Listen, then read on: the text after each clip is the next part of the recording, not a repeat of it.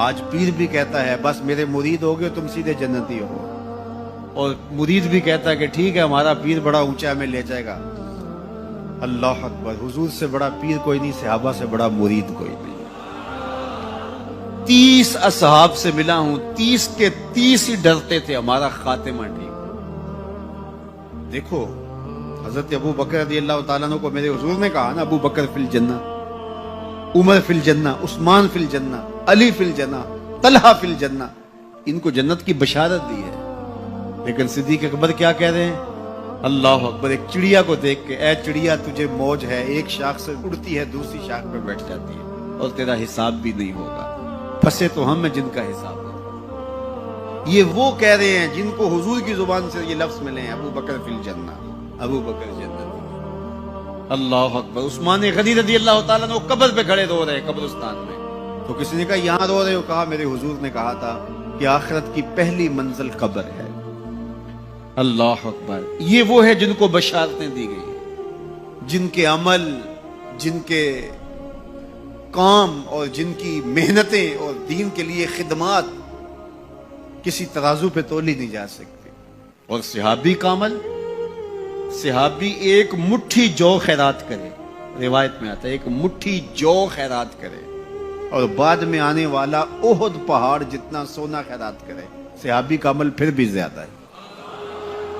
15 kilometre پہ پھیلا ہوا پہاڑ، اتنا سونا کسی کے پاس ہوگا ہی نہیں، حکومتوں کے پاس نہیں، لیکن فرض کرو کسی کے پاس ہو، پھر اتنا جگرا بھی ہو کہ وہ خیرات بھی کر دے، لیکن اس کا اجر پھر بھی صحابی کے مٹھی بھر جو خیرات کرنے کے عمل کو نہیں پہنچ سکتے۔ اور ابو بکر وہ ہیں جنہوں نے مٹھی جو خیرات نہیں کیے، سارا گھر خیرات کر دیا، کتنا اجر ہے۔ لیکن پھر بھی کہا کہ چڑیا تجھے موج ہے، ایک شاخ سے اڑ کے دوسری شاخ پہ بیٹھ جاتی اور تیرا حساب بھی نہیں ہوگا، پھنسے تو ہم ہیں جن کا حساب ہوگا۔ یہ وہ لوگ ہیں جن کی زندگیاں تقوی میں گزری، تتجافا جنوبہم عن المضاجع، ان کی کروٹیں بستروں سے الگ رہتی تھی۔ ہم تو جی بھر کے سوتے ہیں، لیکن ان کی کروٹیں خوف خدا کی وجہ سے بستروں سے الگ رہتی تھی۔ طمع اور خوف میں رب کو پکارتے تھے، حضور کے جمال جہاں آرا کو جی بھر کے دیکھا، اور بشارتیں حضور کی زبان سے نصیب ہوئی، پھر بھی ڈر رہے ہیں۔ تو ابھی ملیکہ کہتے ہیں کہ میں 30 اصحاب سے ملا ہوں، ہر شخص ڈاڈا فکر مند تھا آخر ٹھیک ہو جائے، انجام بخیر ہو جائے۔ تو یہ واقعی بڑی مشکل منزل ہے، منزل کو پہنچے لوگ برباد ہو جاتے ہیں۔ بلعام بن باورا کی مثال ہمارے پاس نہیں ہے، تھا مستجاب الدعوات ولی، لیکن لڑک کے کہاں جا پہنچا، زبان کی لغزش نے اس کو کہاں تک پہنچا دیا، پھر زبان لٹک گئی اور کتے کی طرح مٹی چاٹتا تھا، اور قرآن نے کہا مثلہ کمثل الکلب، اس کی مثال کتے کی مثال ہے۔ اسی لیے میاں صاحب بولے پڑھنے اتے مان کرینا تے نہ آکھی میں پڑھیا، پڑھنے اتے مان کرینا تے نہ آکھی میں پڑھیا، او جبار کہار صداوے متا روڑ دیوے دودھ کڑیا۔ جب تک یہ یقین نہ ہو کہ میرا انجام کیا ہے، دھڑکا لگا رہے، ڈر لگا رہے، یہ مومن کی زندگی ہے۔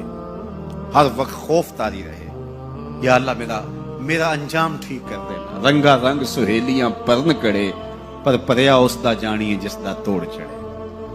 کہاں کہاں پہنچے لوگ، یہ خود عزازیل شیطان چپے چپے پہ اس نے سجدہ کیا تھا، حتیٰ کہ مقبول بارگاہ ہو گیا۔ زمین کا کوئی کونا نہیں تھا جہاں پر اس نے سجدہ نہیں کیا تھا۔